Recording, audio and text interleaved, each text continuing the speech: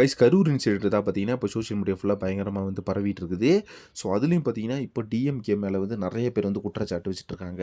So, TVK விட DMK மேல தான் வந்து குற்றச்சாட்டு வந்து அதிகமா இருக்கு. குறிப்பா வந்து நம்ம பிரேமலதா அவர்கள் பார்த்தீங்கன்னா, இப்ப என்ன சொல்லியிருக்காங்கன்னா, தம்பி விஜய் வந்து ஒவ்வொரு இடத்துக்குமே மீட்டிங் போடும்போது, அவர பேச விடாத பண்றது, ஒயர் கட் பண்றது, இந்த மாரி நெறைய விஷயங்கள வந்து பண்ணிட்டு தான் வராங்க. ஸோ, அதுலயும் நேத்து நடந்த விஷயம் அப்படின்றதுக்கு முழுக்க முழுக்க காரணம் வந்து டிஎம்கே தான் அப்படின்ற மாரி அவங்க ஒரு பக்கம் சொல்லிட்டு இருக்காங்க. ஸோ, இதுல வந்து சீமானும் இப்ப என்ன சொல்லியிருக்காரு அப்படின்னு பார்த்தீங்கன்னா, இந்த தப்புக்கு டிவிகே விஜய் வந்து காரணமே கிடையாது. முழுக்க முழுக்க டிஎம்கே தான் காரணம் அப்படின்ற மாதிரி அவரு ஒரு பக்கம் சொல்லிட்டு இருக்காரு.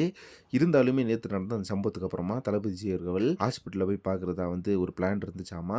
ஸோ அதுக்கப்புறமா வந்து அவர் ஏன் போல அப்படின்னு பார்த்தீங்கன்னா, அங்க வந்து எல்லாருமே துயரமான சம்பவத்துல இருப்பாங்க. ஒருத்தர் பார்த்தீங்கன்னா கோவத்துல இருப்பாங்க என் மேல. ஒருத்தர் பார்த்தீங்கன்னா கோவத்துல இருக்க மாட்டாங்க. ஸோ இது தெரியாம நான் அங்க போனேன்னா அது வந்து பெரிய மிஸ்டேக் ஆயிரும். அதனால தான் வந்து நான் கரூருக்கு இன்னும் போகாத இருக்கேன் அப்படின்ற மாதிரி அவர் ஒரு பக்கம் சொல்லியிருக்காரு. இன்னொரு பக்கம் நிறைய பேர் என்ன சொல்றாங்க பார்த்தீங்கன்னா, நம்ம தளபதி மேல இருக்க ஹேட்டர்ஸ் வந்து என்ன ஸ்ப்ரெட் பண்ணிட்டு இருக்காங்க அப்படின்னு பார்த்தீங்கன்னா, கண்டிப்பா வந்து தளபதியை அரெஸ்ட் பண்ணணும்.